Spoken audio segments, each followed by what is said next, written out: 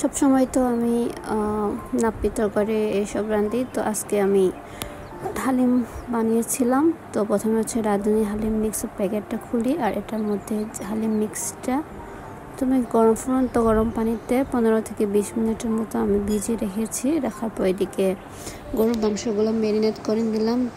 মশলাপাতি যা যা লাগে ওটার সাথে একটু চিনি মিশিয়ে ভালো মতো মাখিয়ে আমি ম্যারিনেট করে রেখেছি প্রায় ঘন্টা খানেকের মতো।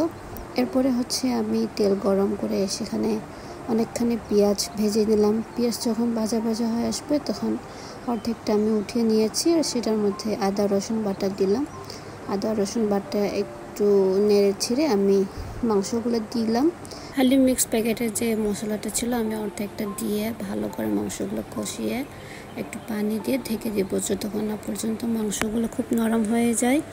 মাংসগুলো যখন এরকম খুব নরম হয়ে আসবে, ভালো করে যখন কষিয়ে নেওয়া হবে, তখন হালিমের যে হালিম মিক্সটা থাকে ওটা দিয়ে দিচ্ছি। দেওয়ার পর যে মশলা যে বাকিটা ছিল আমি দিয়ে দিলাম। দেওয়ার পর নেড়েছে একটু ঢেকে দিব, আর মাঝে মাঝে হচ্ছে ঢাকনা খুলে এভাবে নাড়িয়ে দিব।